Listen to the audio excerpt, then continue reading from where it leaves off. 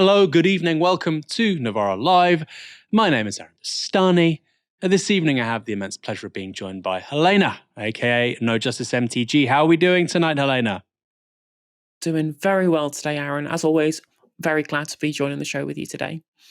I'm very glad to have you. We've got a deluge still of stories which I think Helena is spot on for. Tonight, we'll be discussing the Home Office and how they've released a damning report about the Windrush Scandal. The saga around Labour donations has continued with even more revelations too. But first, the ongoing situation in Lebanon. The governments of 21 countries, including the United States, Australia, France, Saudi Arabia, and the UK, have this afternoon released a statement calling for a 21-day ceasefire between Israel and Lebanon. It says this: "The situation between Lebanon and Israel since October 8th, 2023 is intolerable and presents an unacceptable risk of a broader regional escalation. This is in nobody's interest, neither of the people of Israel nor the people of Lebanon. It is time to conclude a diplomatic settlement that enables civilians on both sides of the border to return to their homes in safety. Diplomacy, however, cannot succeed amid an escalation of this conflict. Thus, we call for an immediate 21-day ceasefire across the Lebanon-Israel border to provide space for diplomacy towards the conclusion of a diplomatic settlement."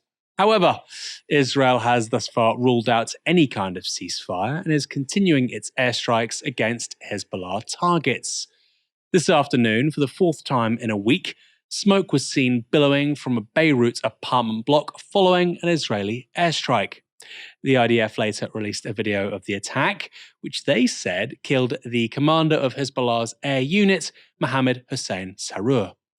A Sky News reporter described the aftermath.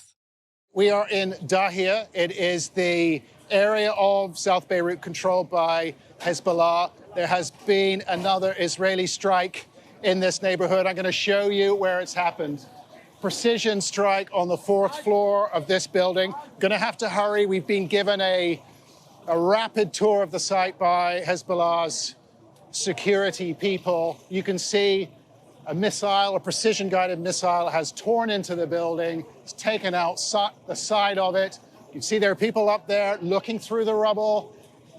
You can see mattresses, curtains, clothing, that sort of thing. And they've got heavy equipment here moved in as well to help search the site. They'll be looking for bodies up there, for injured people as well. We have had reports in local media, contradictory reports, 2 to 4 people killed, 7 people injured so far.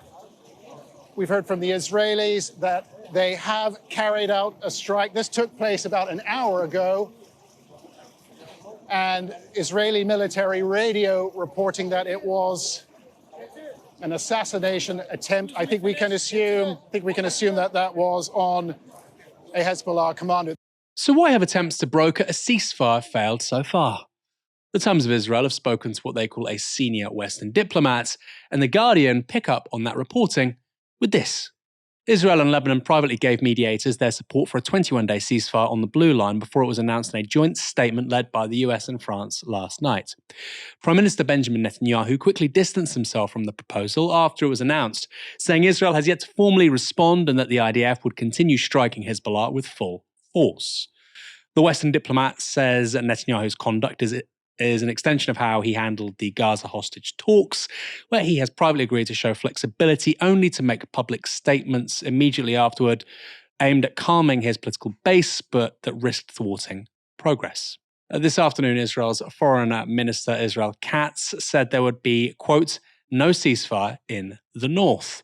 The Interior Minister Ben Gvir has also pledged to collapse the Netanyahu's coalition government if any permanent ceasefire with Hezbollah were to be agreed. And Israeli spokesperson David Mensa has reiterated Israel's conditions for a cessation of hostilities. Our requirements are very, very clear. They are, and they're reasonable as well. We want to create a situation where our citizens in the north, tens of thousands of our people who've been dislocated and left their homes for a year now, that they're able to return to their homes in safety. And we also say in a loud and clear voice that this will be achieved when Hezbollah understands that it cannot attack Israel. Hezbollah cannot be physically along our border with southern Lebanon. The consequences of Israel's assaults is still being felt most acutely in southern Lebanon. According to the United Nations, 90,000 people have so far fled that part of the country. And Sky News gave this report of the aftermath of an Israeli airstrike in East Sidon. The Israeli strike here, the first in this area, the area of Mount Lebanon, since October, absolutely flattened this family home. There were 3 families living in here. You can see a lot of their possessions, school books, blankets, kids' toys, all over the place, their clothing. The families not only involved the one that lived here permanently, the father, the mother, and their younger son, 6 or 7-year-old boy, were killed, but also 2 other families. A displaced family who'd fled bombing further south, and a Syrian family who'd also fled the bombing. In total, 6 children were killed, including 3 women. There appears to have been only 1 man who was killed in all of this. The Israelis are saying that he was a Hezbollah fighter. The residents around this area say he was part of the support network. But certainly there's a huge amount of anger and fear, as well as defiance, that the high number of civilians who are also being killed, 2 of the older sons managed to get out. One of them got a serious head injury as well as an arm injury, is too high. I'm now joined by Middle East analyst and former Israeli negotiator Daniel Levy. Daniel, thanks for joining us. Good to be with you. Is the idea Israel might agree to a ceasefire a fantasy?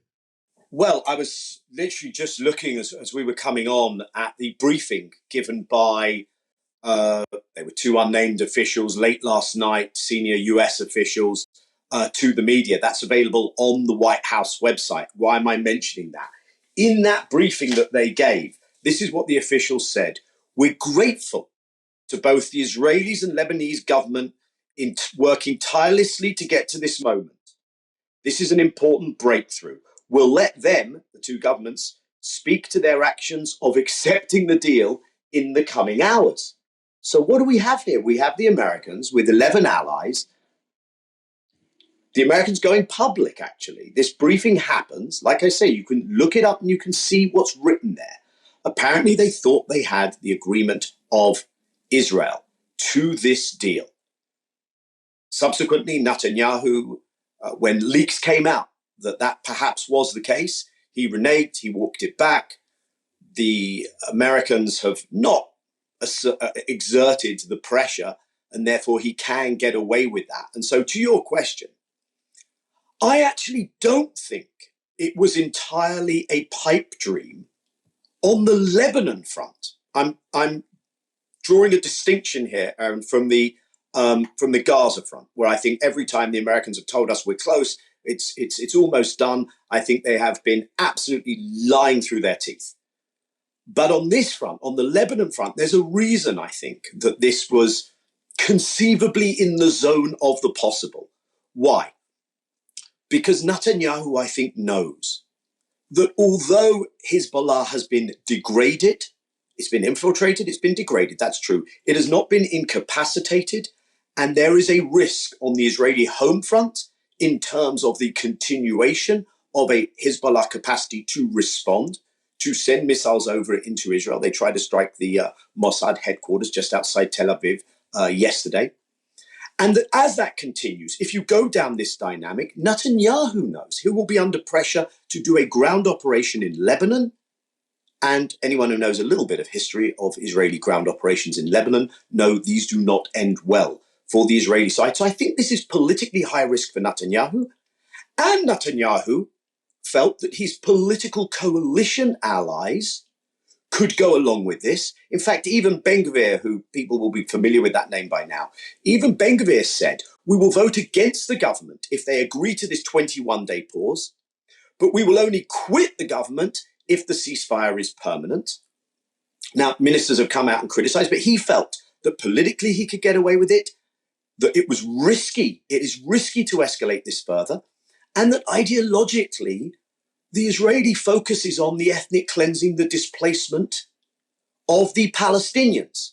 Israel ultimately does not see Lebanon as part of greater Israel.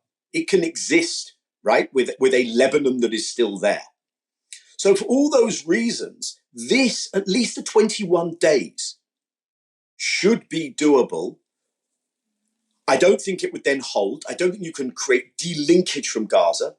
But perhaps after 21 days, or however many days it is, you don't go back to the intensity we have been at in the last days. And therefore, I think what we've seen is a moment amongst many moments of real clarity in terms of the weakness, how managed by Israel, how pathetic this US administration is, and how they look in front of the allies who they got to sign up to this statement on the understanding that America had the agreement of Israel. So the US and UK dragged their feet in calling for a ceasefire in Gaza most of last year, I think nearly all of last year. Not that it mattered anyway.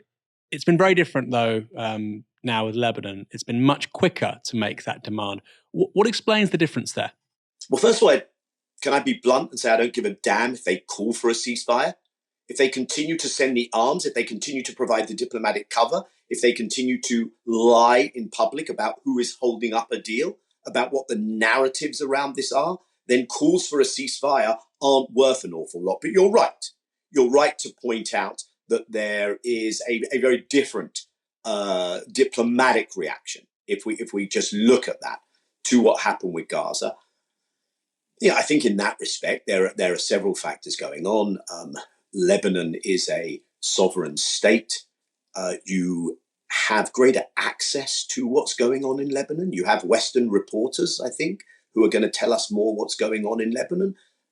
I'm not going to suggest that Lebanese life is held to the same value as Israeli Jewish life and at such a greater value than Palestinian life. We've seen a horrific casualty count in Lebanon in the last few days. And in fact, the senior Israeli military sources have said they have 10,000 more targets in their target bank inside Lebanon. And they acknowledge that many of them are in residential areas of Beirut and elsewhere in Lebanon. So I think that if this goes on, the horrors will be significant.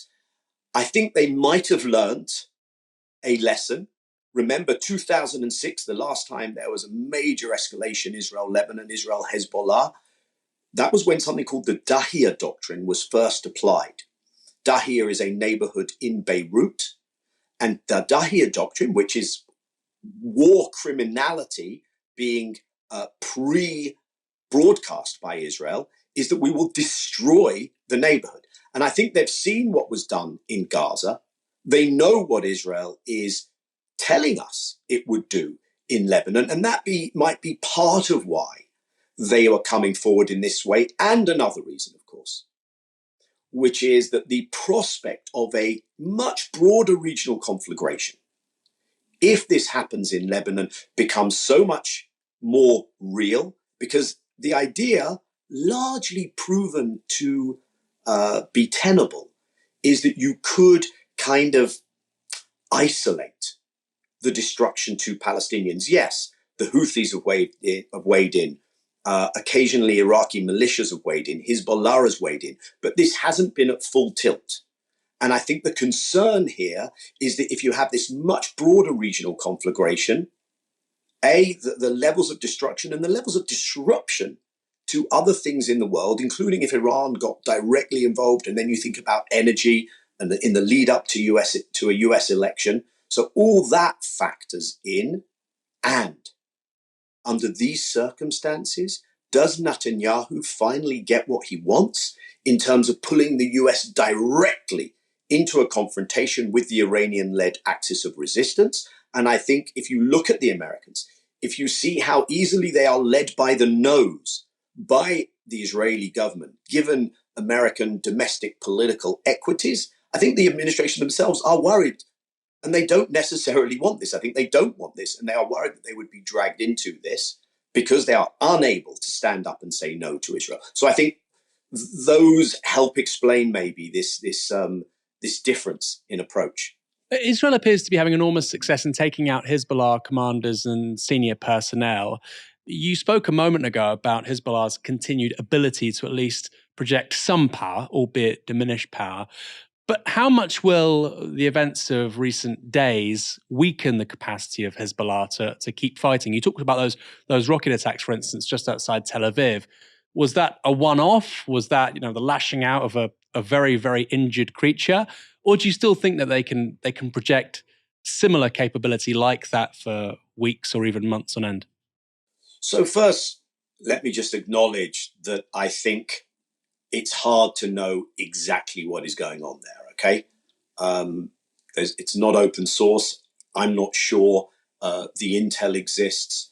Of course, there's a great degree of psyops. There's military censorship everywhere, including on the Israeli side.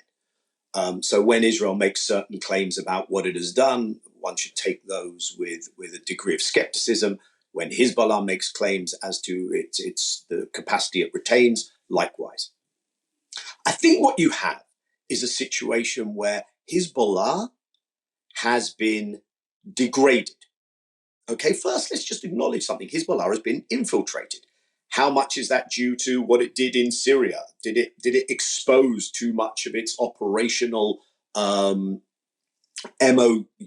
operandi, given its involvement with the Assad regime in Syria? Did it expose itself too much to the Assad regime itself? Shot through with people who are willing to kind of sell things to opposing intel agencies. So we've seen that. We've seen, unlike Hamas in Gaza, actually, Hezbollah has been infiltrated in that way. Israel has probably scored more by way of reasserting a deterrence and a projection of power in a week in Lebanon. I'm not justifying in any way what was a mass maiming event with those pages, but Israel has done more to reassert that than it has succeeded in a year in Gaza. But what we see is a degradation, including a lot of their operatives not being available. A degradation of Hezbollah. Question is, where on that spectrum between degradation and incapacitation are we? And there's a lot of room, there's a lot of space between those two things, right? And my sense is, and I think what we're seeing, and I think what we are hearing from the more serious Israeli military commentators and others, is that Hezbollah is not incapacitated. Hezbollah could go on for quite some time with the ability to respond into the Israeli interior.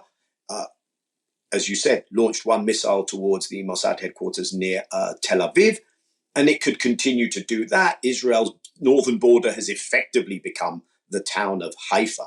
So as long as that capacity exists, the displaced Israeli residents in the north cannot really return. And as long as that capacity exists, and this is a really important point, as long as that capacity exists, the dynamic, the pressure will develop for Israel to conduct a military ground incursion into Lebanon. And that is where one could probably anticipate that the dynamic shifts again, that Israeli overreach, Israeli hubris will lead to the kind of military outcomes that work to Israel's detriment. Reservists are already exhausted. This is not the Chinese People's Liberation Army. They are not an endless source of Israeli troops. We've read how Israel offered African asylum seekers who are just above Palestinians in terms of those most loathed and who have the least rights in Israel.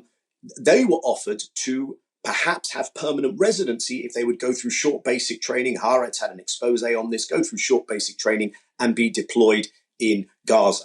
So the bet that Israel and the US perhaps are believing their own hype, that Hezbollah and Iran have been sufficiently defanged that you can have your way, I think is a very high risk gambit. And then one has to remember that in asymmetric warfare, Hezbollah does not have to match Israel blow for blow. What Hezbollah has to achieve is the ability to prevent normality on the Israeli home front, and for Israel to start to do what it's done in Gaza, or to resume doing what it's done in Gaza on that front, which is to use its own power to its own detriment, such as launching a ground invasion. So we could be at a place, we can't rule it out, where actually Hezbollah, and there's an internal Lebanese political dynamic, Hezbollah is a political party, not just an armed resistance movement. There is pressure on Hezbollah for this to be brought to a close. So we can't rule out the idea that Hezbollah has been so degraded, but that is a really high risk basis on which to move forward. And the proof so far is not that that is the case. Daniel Levy, that was hugely informative. Thanks so much for joining us here on Novara Live. Pleasure. Good to be with you, Aaron. The Home Office has published a report into the origins of the Windrush Scandal, which states that the roots of the scandal lay in decades of racist immigration legislation. The Windrush Scandal, which came to light in 2017, concerned Black Britons who were wrongly detained, denied legal rights, threatened with deportation, and in at least 83 cases, wrongly deported from the UK by the Home Office. The research paper, titled The Historical Roots of the Windrush Scandal, was commissioned by the Home Office in response to the government's Windrush Lessons Learned review. It was written by an unnamed historian, and it's quite hard-hitting. It summarises the history of immigration policy in the UK like this. During the period 1950 to 1981, every single piece of immigration or citizenship legislation was designed, at least in part, to reduce the number of people with black or brown skin who are permitted to live and work in the UK. Long sentence, it's an academic that's written it. And it relates that fact to the Windrush Scandal like this. The Windrush Scandal was caused by a failure to recognise that changes in immigration and citizenship law in Britain since 1948 had affected black people in the UK differently than they had other racial and ethnic groups. As a result, the experiences of Britain's black communities, of the Home Office, of the law, and of life in the UK have been fundamentally different from those of white communities. Fundamentally different. The whole report is worth reading, and it goes into detail about how each piece of immigration legislation introduced in Britain in the post-war period was motivated by a desire to reduce the number of black and brown people entering the country. The argument it makes is that so long as the Home Office doesn't recognise that fact, they won't recognise how what might seem like neutral immigration enforcement policies will likely disproportionately impact black and brown Britons. That is essentially the story of the Windrush Scandal. But what's also interesting about this report is the length that the Home Office went to stop it from being published at all. The report was made available to Home Office staff in 2022, but despite numerous requests to make it available publicly, the Home Office refused. This is from The Guardian. The department rejected several Freedom of Information requests asking for the historical roots of the Windrush Scandal to be released, that's the name of the report, arguing that publication might damage affected communities, quote, trust in government, and, quote, its future development of immigration policy. Officials also argued that disclosure would impair free and frank disclosure of advice to the Home Office and threaten the existence of a safe space within the department to discuss immigration policy. A safe space! Sorry, we can't give you the documents that were published with taxpayer funding because it won't create a safe space. The report was also only published after a lengthy legal campaign.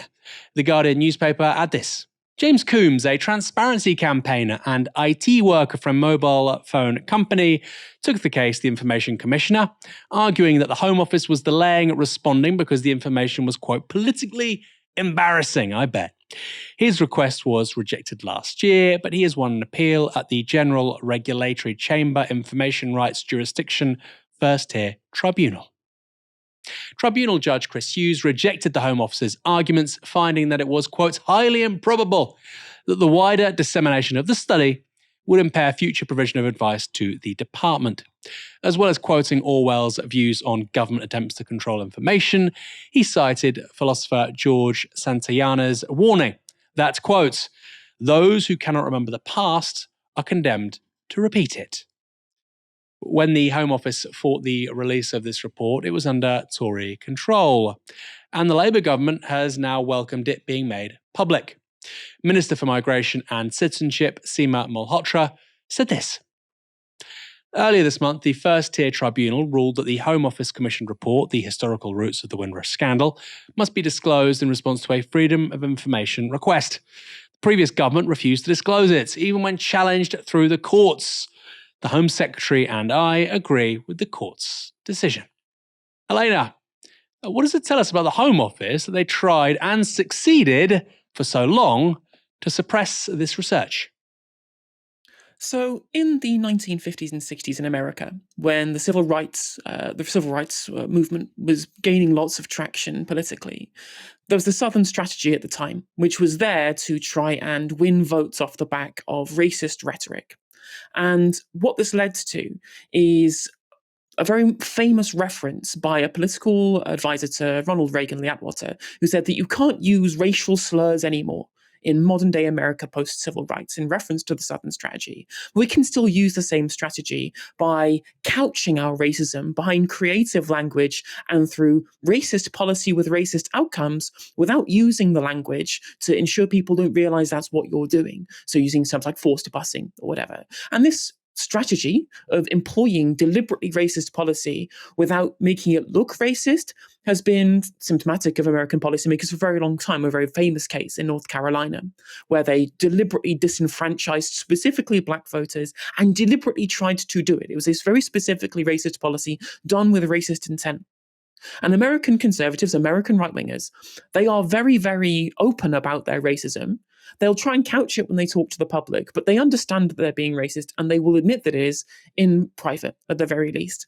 In the UK, it's different. We're different than the Americans. We actually, even if there is some kind of unconscious bias, especially on the right of British politics, and especially in the modern era, we try and self-rationalize, or they try and self-rationalize, that that's not what they're doing.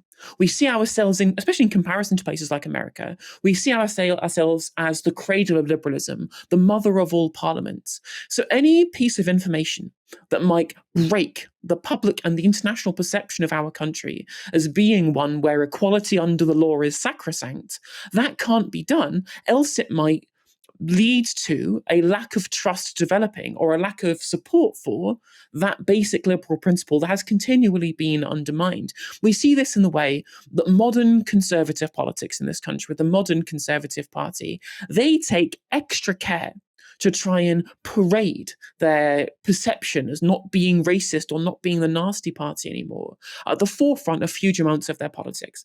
You've seen Rishi Sunak stand up in Parliament and say things like, well, I'm the first British Asian to ever be Prime Minister. Well, did it actually change their approach to policy? Did it stop them from running on a platform such as Stop the Boats, which is basically the similar kind of anti-immigration policy that has been used to denigrate communities of colour, and that is how it's perceived by the public, but they will continually self-rationalise to themselves and the public, that's not what we're doing, that's not what we're doing. And this is the same political party that used the N-word on campaign slogans in the 1950s. They try and pretend that they've come on this far, when really and truly, actually, we've seen a lot of that similar kind of policy be wrapped up and repackaged in a very kind of modern form. And that's why they try and cover this stuff up. They don't want it to undermine the views of the British public, of the British establishment, as being based consciously in the racism of the past. Now, obviously, the Tories are worse than Labour on this. The Tories are the ones who tried to hide this and say, this isn't our fault. You can't blame Windrush. You can't blame Windrush on us because we don't want people to see that really it's been our part of the British establishment as the natural party of government of Britain. You can't do that to us. We're going to try and hide it. And Labour have at least come out and said, no, we want this to be made public. We try and at least have some amount of transparency in government, even if they don't necessarily, in some Labour circles, think that that's a good thing in terms of freedom of information. But they still use the same rhetoric. They're still trying to, rather than change the zeitgeist, but adapt that same zeitgeist that immigration policy in this country has been part of since time immemorial, which is essentially part of a strategy to try and ensure that there isn't what the right wing would refer to as demographic change. And one of the main reasons why it was given that we don't want this thing to be made public was said, well, this might impact Black and brown communities' trust in the government, trust in the liberal order that we cling to, that our politicians, our political elite cling to in this country. And I'm like, well, if you're worried that there's not going to be community trust in the government from Black and brown communities, maybe fix the problems. Maybe admit that there's a problem and try and work together to be able to form a new consensus that breaks that lack of trust through bringing people in rather than covering up the things that you don't like, when we all really see. We've all seen the levels to which our state will not treat these people the same as they do more the white communities in this country. And we've seen this to the point at which, there's literally the two-tier policing meme, which is somehow like white communities are policed more heavily than Black communities, which is crazy to me. It seems crazy for us on this side, but so entrenched is this idea that actually for all of this time up until now, British liberalism has been one of equality under the law, when it really hasn't. And of course, when you're accustomed to privilege, equality feels like oppression, and that is why we have led to this position in terms of the racial discourse in this country. The Giftgate scandal has cost Keir Starmer in the opinion polls. The Prime Minister already had a reputation for being untrustworthy, and this scandal has only added fuel to that fire. One of the latest instances has been Starmer's 6-week stay at Lord Ali's penthouse, a gift recorded as being worth £20,000. Yesterday, Starmer said he used the penthouse for his son. It's worth £18 million, by the way, for 6 weeks, so that the boy could study for his GCSEs. Presumably, the local library wasn't available. This excuse conflicts with the fact that exams had already started well before the stay, and were over halfway through Starmer's stay. This is all along with the other dodgy donations. It does make you think. Starmer likes to live things up, and all while cutting winter fuel payments and telling everyone we're all in this together. £20,000. £20,000 after tax is probably somebody's annual earnings. Probably is about median average pay in this country after tax. That's an expense stay so his son can study his GCSEs. And Starmer had the temerity in his conference speech to say that he was putting politics back in the service of the people. Well, Sky's Beth Rigby put broadly those points to the Prime Minister, who didn't seem best pleased with her line of inquiry. You have said that we are all in this together. You said in your speech yesterday, it's a shared struggle, a project that says to everyone this will be tough. To coin a phrase, we're all in it together. And for some of it, whether you like it or not, it will look to some people that we're not all in it together, that because of your position, you get privilege and freebies that other people don't have access to. Take GCSEs. There will be some people that would also want a private place, have a different environment where they would like their child to go so they could have a better opportunity. Do you see how it looks to some people that there's one rule for you in terms of being able to claim this stuff that other people don't have access to? Well, I think that's why the rules are there to declare it. But look, every day... Do you get it, though? Every day... Do you get how it looks? If you're putting to me, Beth, that I should have stayed in my Kentish Town home and disrupted my son's GCSEs, that was the right thing to do, then I think you should put that to me. OK.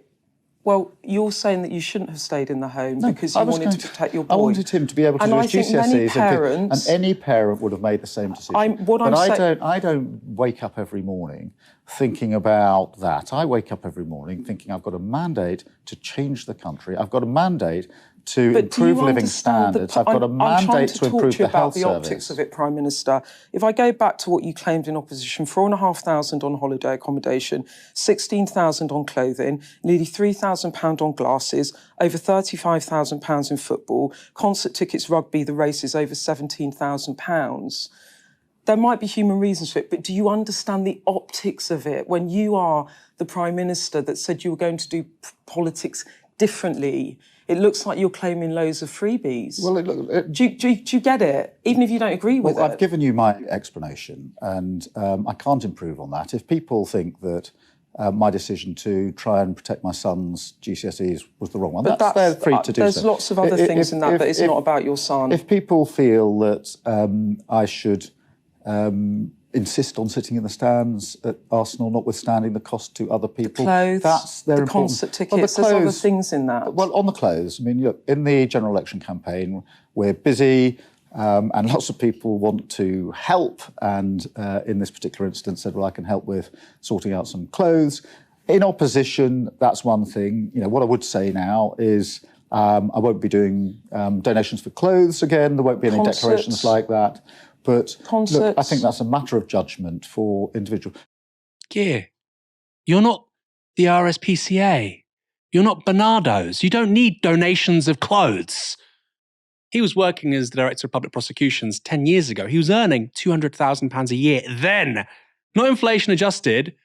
You can buy your own clothes. You can get a personal shopper. He's a very, very wealthy man. This idea that Keir Starmer was earning something equivalent to a painter and decorator before becoming a member of parliament is utterly ludicrous. He entered politics in his 50s. He'd been making good money for a very long time. He's a sir for a reason. He was a very successful lawyer.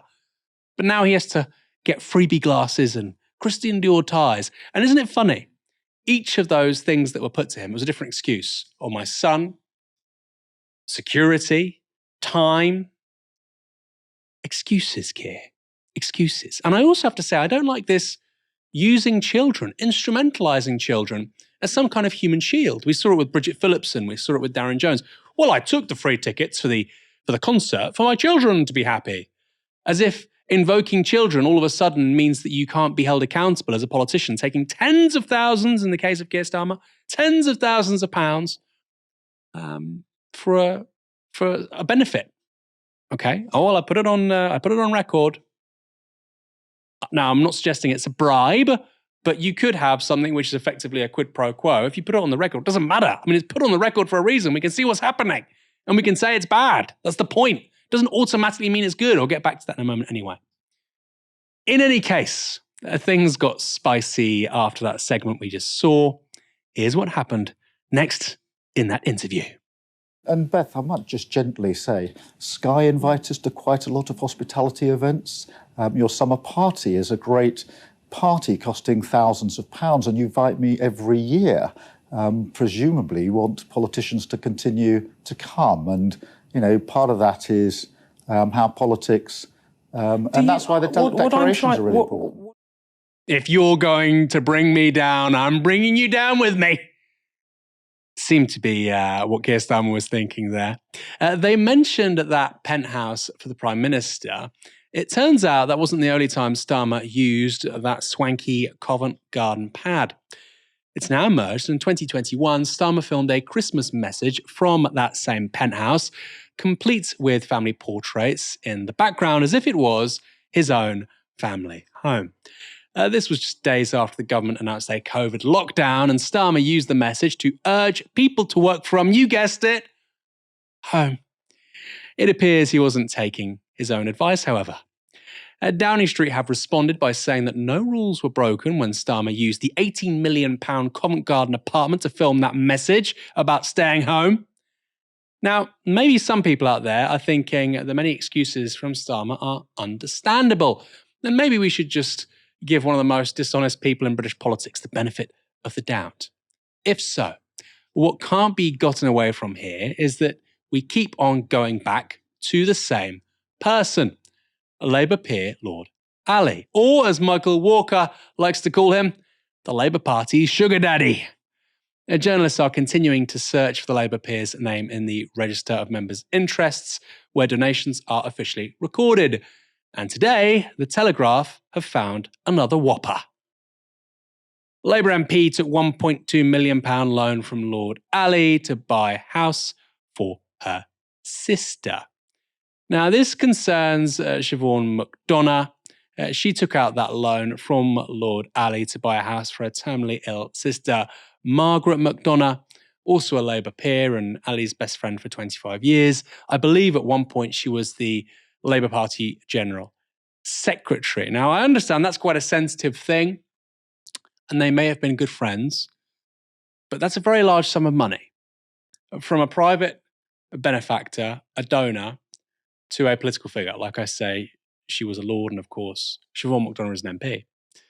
Why is it that every time one of these donations or arrangements comes up, though, it's got Lord Ali's fingerprints all over it? Labour's defence on much of this has been, well, it was recorded and transparent. And that's true.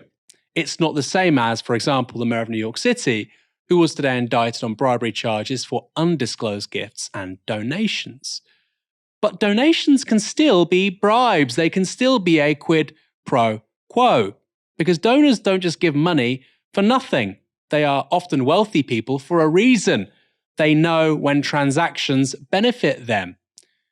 And bribes aren't okay just because they happen to be recorded or just because you told someone about it.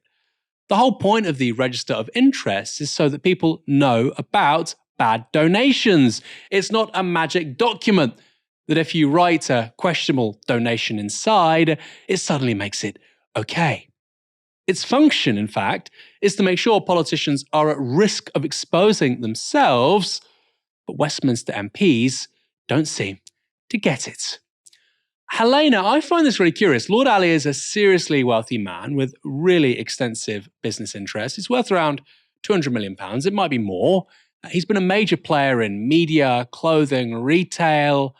Why are so many Labour politicians seemingly unable to understand how bad this looks, and that actually a business person worth £200 million might want to wrap politicians around his finger for a reason?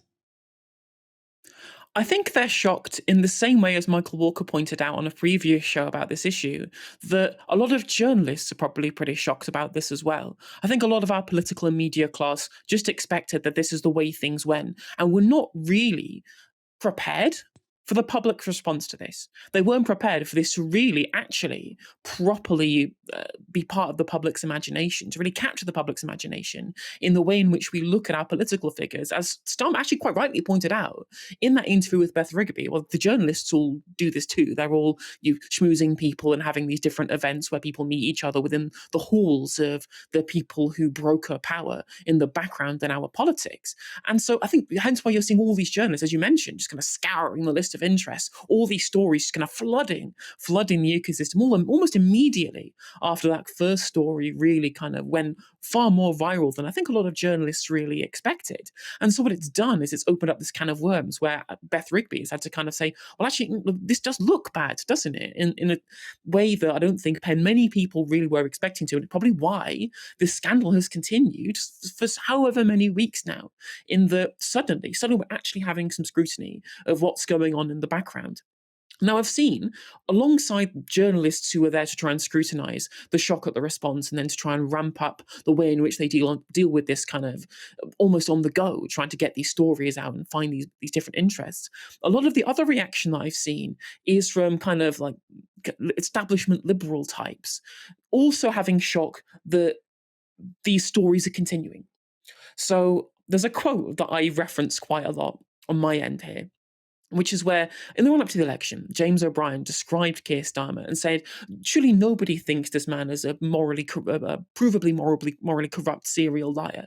And I'm like, well, how out of touch do you have to be to not see that that's the public's perception? We all saw the word cloud the other day that showed that the biggest word that people ascribed to Keir Starmer was that he's a liar. I mean, he's so serially dishonest to the point in which he will put up photos of his own family in somebody else's house to pretend it's his. Like, even if you think that's only like a white lie rather than like a terrible piece of dishonesty, you got to admit that it's weird.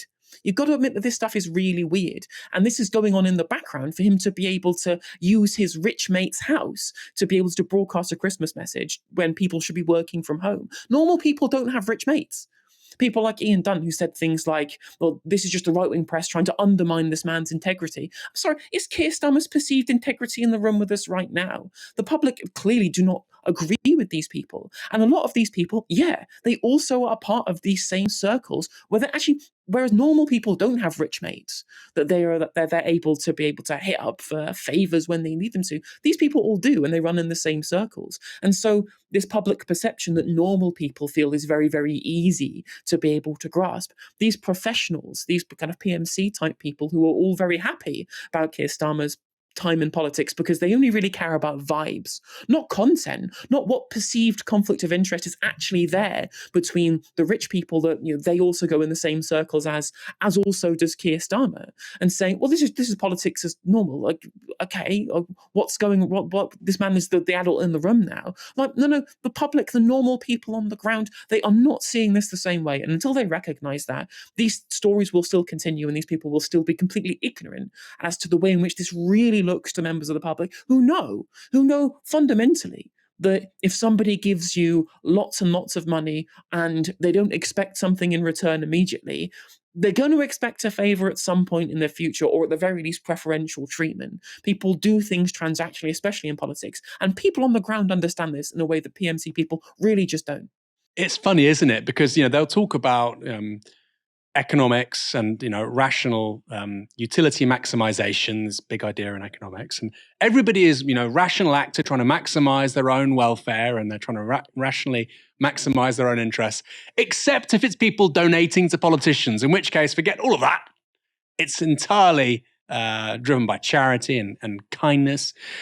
The idea that somebody would give your wife, I can only say this as somebody who's got a wife, it would be the same if you were a woman with a wife or a husband or whatever, but your other half, your long-term partner, the idea that somebody could give your long-term partner thousands of pounds worth of clothes when you have the means to buy those clothes, done on really good cash, I find really strange. If my wife did that, I would say, are you not happy in the relationship? This is kind of strange. It's kind of odd. Is everything okay? Have I done something wrong? And it is really important to say as well that with Starmer, he has taken more goodies, more freebies than any other MP since 2019. He is the GOAT when it comes to taking freebies as an MP, more than £100,000, which is a heck of a lot of money. And I do think you're right, Elena. It's rather weird looking. For more on Lord Ali, Michael Crick also had this. A point rarely mentioned, if ever, about Lord Ali is that Matt Faulding, the fixer figure who sorted out scores of Labour selections and to whom many of the new MPs owe their jobs, did so while on secondment from Lord Ali's office. That is extraordinary. That is extraordinary. We had, as well documented, many, many Labour MPs who were parachuted into a shortlist of one or a shortlist of two, where the other person didn't really stand much of a chance. Even by the way, even then, the other person sometimes won. There's a few seats like that. But you've got somebody who was responsible for shortlists of one with just a few weeks to go before an election. The same person being seconded from the office who's given loads of goodies and freebies to loads of MPs, who's also worth £200 million. You have to be really well educated and, to have lots of letters after your name and to be a British Liberal, let's be quite frank, to not see a problem with that. The average punter has a problem with that. It doesn't stop there on Lord Ali Watch. Open Democracy have reported this. Labour donor Lord Ali failed to declare interests in tax haven firm. Oh my goodness, it just gets worse, doesn't it? Open Democracy reviewed Ali's register of interests and found he had declared a chairmanship of 450 plc, a Jersey-based investment firm, a role that reportedly makes him no money. But Open Democracy also found he had not declared that since April 2023, he had been a director of 450 plc's subsidiary firm, Mac BVI Limited. Open Democracy report this. Ali said the omission was a, quote, unintentional error, adding, I hadn't realised until you asked that it wasn't listed on my register of interests. He then added the directorship to his register as a non-financial interest, but financial accounts say Ali holds so-called incentive shares in the firm. The documents also note that while Ali does not receive any directorship fees at present, should an acquisition be completed while he is director, he will receive a one-off transaction fee of an amount equal to £25,000 per calendar month elapsed between the date of his appointment and a platform acquisition being completed. So, if an acquisition took place now, Ali appears to be entitled to £425,000 in directorship fees. There are some non-Lord Ali donation controversies out there, believe it or not, and things get particularly egregious with this next update. Steve Reed is the brand new Environment Secretary, the guy supposedly set to make our waterways clean and to take on the water companies, ripping us all off. And he's not really getting off to the best of starts. He was supposedly wined and dined by bosses of a polluting water company who gave him almost £2,000 worth of hospitality and football tickets. Again, they didn't do it for any reason. They just liked him. He makes good jokes. The Telegraph has these details. Reid attended a Chelsea versus Crystal Palace football match at the invitation of Hutchison 3G Limited, which is ultimately wholly owned by CK Hutchison Holdings. CK Hutchison Holdings owns 75% of Chung Kong Infrastructure Holdings, the owner of Northumbrian Water. The match took place in December 2023, 3 months after Mr. Reid was made the Shadow Environment Secretary, with tickets and hospitality valued at £1,786, according to the Register of Members' Financial Interests.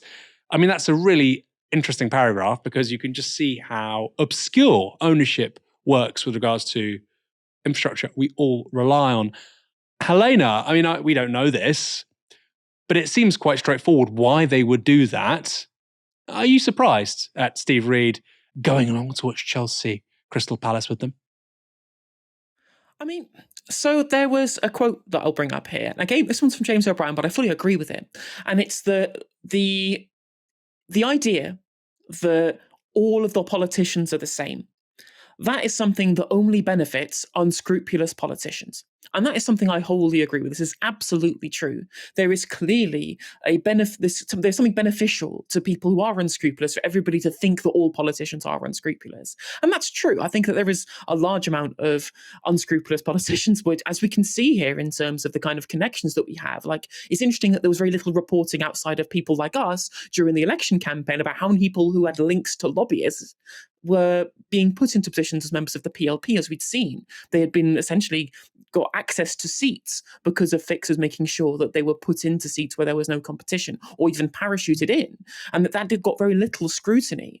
And so this narrative, who does this even serve? Well, of course, it helps the Conservatives out if people think that Labour are just as bad as the Conservatives. But there's a little twist here, there's a little difference, is that whilst the Labour right certainly are very similar to the Conservatives, their links to people from unscrupulous parts of our economy, people like, water companies, not just these gifts, but also people who've previously been lobbyists for water companies that we reported on our website and on Novara Live. But also, there is a part of the sphere of politicians who aren't the same. There are people in our politics who are not the same, who are not here accepting gifts from private water companies to go and watch football matches, for example, who aren't accepting lavish gifts at penthouses, right? You can go and look for yourself at John McDonnell or Zara Sultana's lists of interest. Any gifts of football tickets or luxury stays, luxury apartments there? Not a sausage. Not a single one. A couple of events that they were invited to as speakers and donations from trade unions. There is a sector of our politics that are not the same as everybody else, that do have far more pure principles, who do not need to accept all of these schmoozing gifts from people who I don't think have the best interests of the country at heart. But there is definitely a very large interest of our press who monstered these people 5, 6, 7 years ago, at thinking that these people aren't actually part of our political class and worth paying attention to. It's just red team bad and blue team bad, and there's no alternative. Now, Farage would definitely benefit from this. He's somebody who's already part of money anyway. He doesn't need people to donate to him. But obviously, I don't think he has the interests of the country at heart either. But if the people who report on these problems can shrink the window of acceptable discourse into thinking that, well, actually, we don't need to talk about those who truly do not need to take these kinds of gifts and freebies, then suddenly there is no room for us to be able to think of a real alternative to pretty grubby politics in this country, which previously did exist. There was a time when the Labour Party had its coffers full. It was the richest political party in the country, and it was all member subscriptions. It was all money given to them by regular Joe-ass members of the public. Where's that gone? It's nowhere to be seen. They had to kill it. They had to kill it. They had to kill it. The idea that power would be outside of Westminster, that it wouldn't be with the journalists and their mates who they have expensive dinners, lavish banquets with. The idea that they wouldn't have the power and that it would be with people outside the M25. And by the way, it's the same thing with Brexit. It's the same thing. It doesn't even need to be a left-wing agenda. The idea that they don't have the story, they don't have agency, sickens them. So they have to demonize Ordinary people, which, by the way, is most of momentum, it's most Brexit voters, they have to demonise those people because they can't stand power not being in that tiny part of central London. I have to say as well, with regards to the Taylor Swift tickets, with Darren Jones and Bridget Phillipson saying, oh, my daughter wanted to go, buy the tickets yourself. What you can't please your children unless you get some person with £200 million buying you stuff. It's pathetic. Lastly, Alex Wickham at Bloomberg had this story about a senior advisor at Number 10. It's a bit of a complex one to explain, so I'll read his summary of the relevant points. Exclusive. Keir Starmer's top Number 10 business advisor, Varun Chandra, retains multi-million-pound stakes in his former company, whose clients aren't public. He's agreed to sell a stake in Hakluyt, valued at £7.2 million in 2023, back to the firm at a set price over an undisclosed period of time. But he still has a stake in its investment arm, Hakluyt Capital, where finding a buyer quickly is proving difficult. Hakluyt says it represents many of the biggest companies and private equity firms in the world. Its client list is secret. Chandra, a senior Number 10 SPAD, who is the gatekeeper between the PM and business, will know who they are. He will inevitably deal with Hakluyt's client interests in his Number 10 job. The arrangement had to be signed off by, you guessed it, Sue Gray, according to the SPAD Code of Conduct. The Cabinet Office says it has a process to, quote, ensure any conflicts of interest are properly managed and mitigated. It won't say how conflicts are being avoided in Chandra's case. Utterly extraordinary. Again, we're talking about people who are operating in a reified world that normal people just do not even comprehend. I don't comprehend it, and we cover this stuff every day. I mean, I've had glimpses of it here and there. I remember walking into a party donor's London flat. You might think flat, not big. Guess again, it was enormous. It was like I'd gone into Aladdin's cave.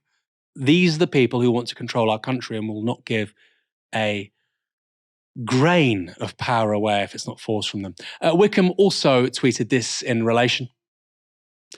You guessed it, Sue Gray's supposed choice to replace Simon Case as Cabinet Secretary currently runs European operations at Hakluyt. Incredible. And by the way, private equity. These people advise private equity firms. One of the central funders of the Keir Starmer campaign, Trevor Chin, is a senior advisor to, guess what, the world's fourth largest private equity firm.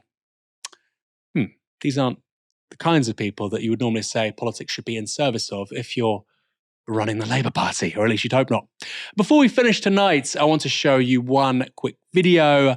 As you might already be aware, there was a vote at Labour Party conference yesterday on the move to reduce the number of recipients of the winter fuel allowance from 12 million to 2 million. That's part of the new government's efforts to balance the books after the Tories left a £22 billion black hole. Unsurprisingly, that policy has not been popular with the public. We know that. We report on that. But it's also gone down like a cup of cold sick among the party faithful. Yesterday, the government's position was defeated in a symbolic, non-binding motion at conference. But now, audio has emerged of an alleged staffer speaking to the chair after that vote happened. Let's have a look and pay attention to what he says just before the mic is cut. Can I ask people to sit down? They're asking for a card vote.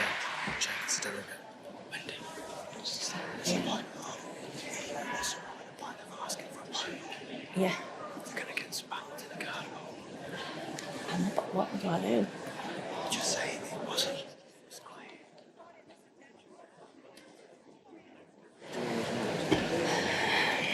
Conference, it was obviously a very difficult and emotional debate. My view still is that was carried. I don't want to move to a card vote. The advice I've been given is that it was carried. I don't want to explain the Electoral College situation to you, but that was carried on the basis of the rules of the party. They're asking for a card vote, but it's going to get spanked. So we don't want to visibly show how many people oppose government policy here. We don't want to give something to the cameras, the press, the media. Just pass it. Helena, I've seen many scenes of that before. But what do you think of these conference votes? I think to the average person out there who's not that familiar with party conference, they would look at this, they would think it's ridiculous, and they would say, how on earth do people like this effectively run our democracy? They don't want to visibly show people how they are voting because the optics don't look good, because we don't agree with it. It's not good for the government. This is something out of an autocratic regime.